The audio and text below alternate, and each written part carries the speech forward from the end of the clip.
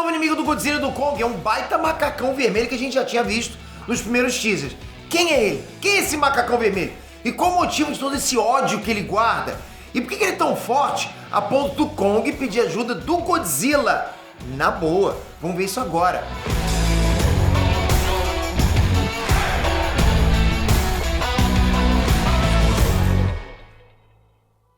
Inestrantes, Peter aqui. Scar King. Decorou esse nome? Vamos falar bastante dele, hein? Esse é o nome do macacão vermelho que chegou lá pra dar dor de cabeça pro Kong e pro Godzilla. Vai ter que dar. Pô, pra juntar esse team up, né? Antes era um contra o outro, né? Godzilla contra o Kong. Agora os dois contra esse macacão vermelho.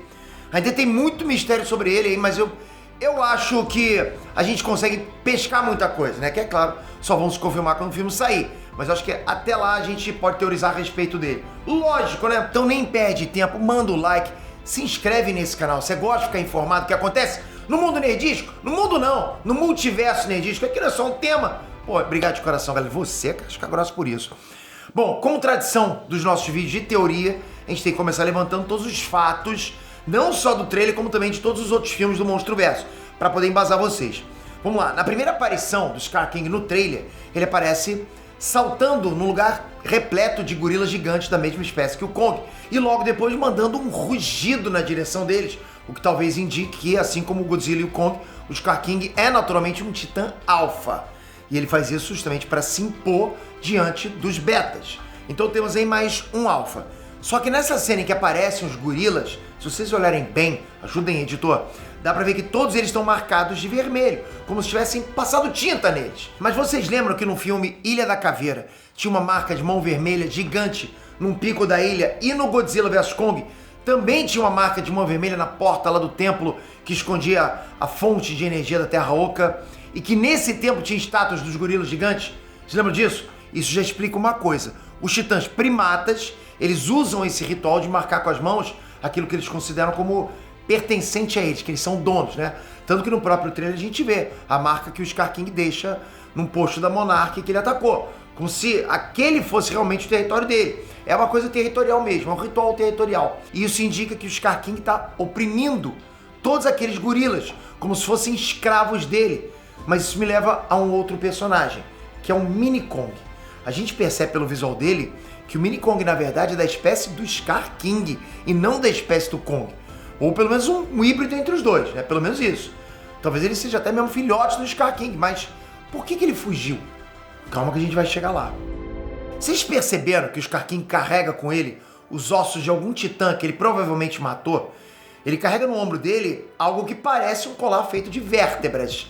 Então, vamos à teoria, segura. Na minha opinião, todos os gorilas que o Scar King oprime são, na verdade, fêmeas. E todos os ossos que ele carrega são de gorilas machos que ele mesmo matou para controlar o bando sozinho. Percebam, galera, que o Scar King é o único macaco com aspecto de orangotango que apareceu até agora, é o único. O que indica pra gente que, ao contrário do Kong, ele sim é o último da espécie dele.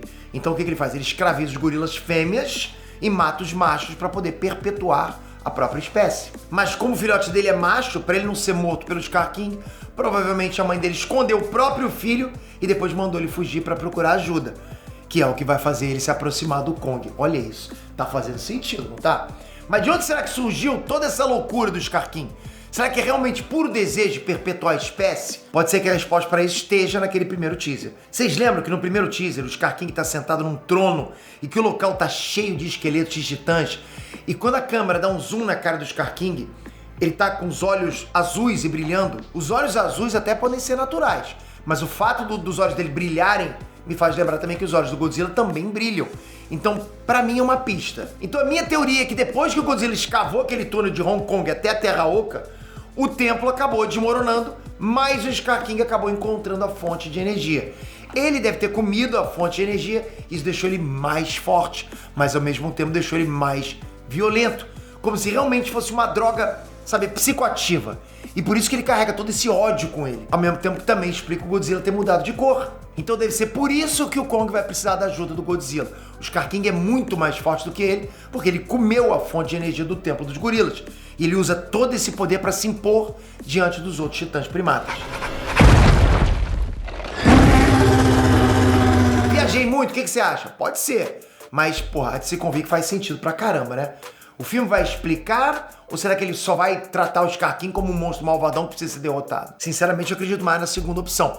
Talvez o background por trás do Scar King seja dividido justamente só em HQs ou material promocional, porque a cada obra o Monstro-Verso se foca mais em porrada de monstros do que em história. Eu acho que isso o trailer já deixou claro pra gente, né? Mas agora comenta aqui, vocês gostam mais dos Titãs exclusivos da Legendary ou preferem os Titãs adaptados da Toho? Comenta aqui embaixo, se inscreve no canal aqui. Eu vou continuar cobrindo esse Monstro-Verso. Eu vou deixar vocês todos monstro-versólogos, manjando pra caramba de Monstro-Verso. Tem que continuar acompanhando o canal. A cada vídeo. Aqui a gente não cobre só isso, é multiverso nerdístico. Tem de tudo. Obrigado por isso. Tamo junto sempre. Valeu, galera. Fui!